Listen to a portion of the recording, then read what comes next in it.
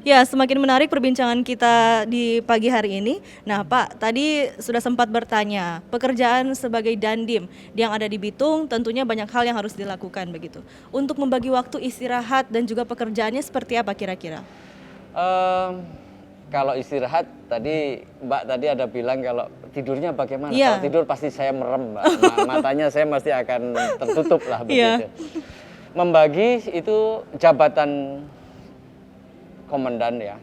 Apapun juga pasti kita harus pandai untuk mengatur ritme hidup kita sendiri, Mbak. Hmm, Pastinya ada berkurang kalau memang secara teorinya ya manusia dengan umur sekian sampai umur sekian itu ada 8 jam tidur lah iya. begitu ya. Tentunya ada berkurang lah di situ, Mbak.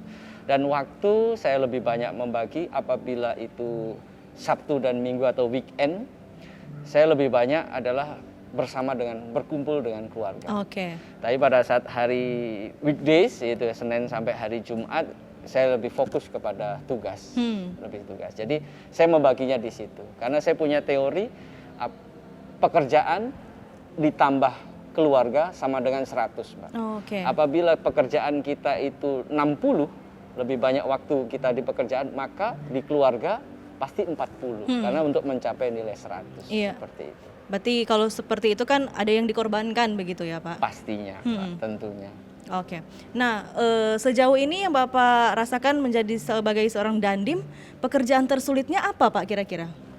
Pekerjaan tersulitnya, saya rasa tidak ada yang paling sulit sih, Mbak. Yang Tidak penting ada kalau kita enjoy, kalau kita happy, anak buah kita happy dan lain-lain, pastinya tidak ada yang sulit.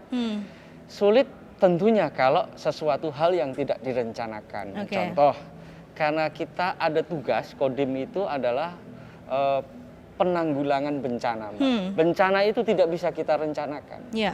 Bencana datangnya hanya dari Tuhan. Apabila ada terjadi bencana alam seperti akibat dari gempa bumi, kemudian banjir, longsor dan lain-lain, itu memang pekerjaan yang sulit. Tapi saya yakin Kodim saya ini sudah punya mitigasi bencana, dalam arti langkah-langkah apa yang harus saya lakukan apabila terjadi suatu bencana. Oke. Jadi kalau dibilang tersulit, tidak ada, Mbak.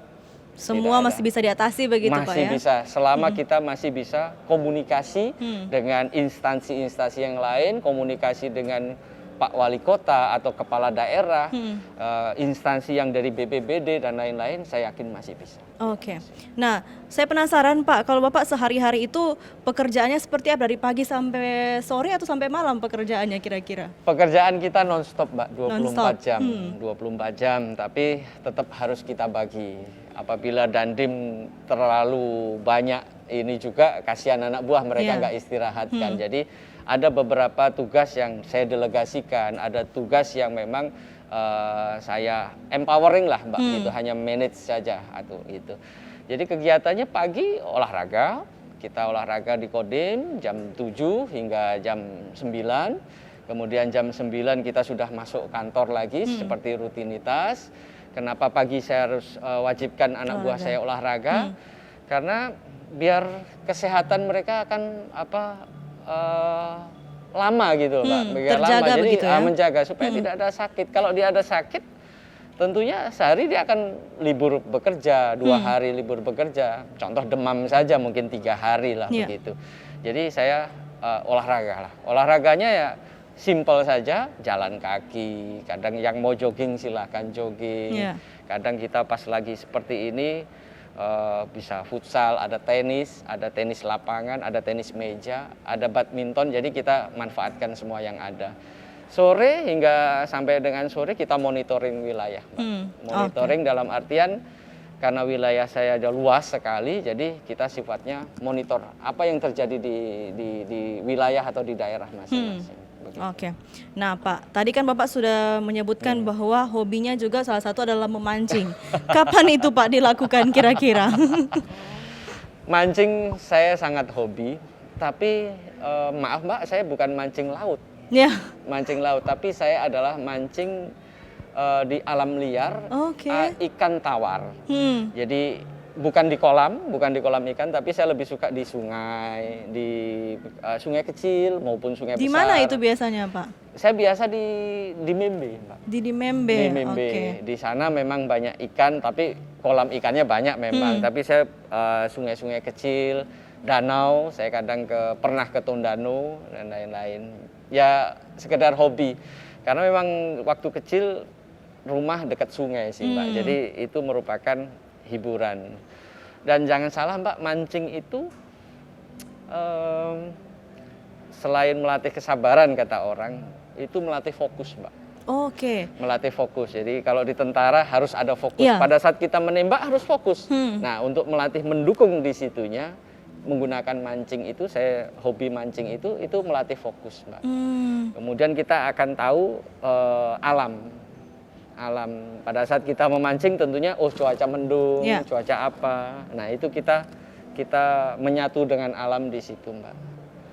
Nah, Lebih kebetulan saya juga agamanya Muslim.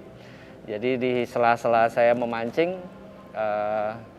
kalau di Muslim ada namanya zikir ya, Mbak. Ya. Nah, saya juga berzikir itu segala macam. Berapa jam biasa yang dilakukan di waktu yang digunakan, Kalau Pak? waktu senggang, Mbak, saya tidak butuh waktu 3 jam. Kalau 3 jam sangat kurang. Jadi saya Wow. biasanya mancing adalah dari pagi.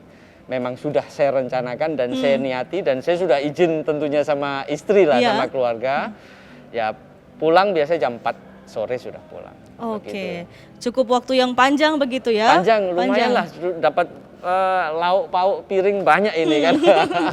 Tentu juga refreshing otak begitu ya, Pak? Betul, Mbak, itu di situ. Oke, kita masih akan berbicara banyak juga tentang angkatan darat juga tentunya. Bagaimana kira-kira pekerjaan sebagai angkatan darat ini, tapi setelah yang satu ini tetap di Manjo Ngopi.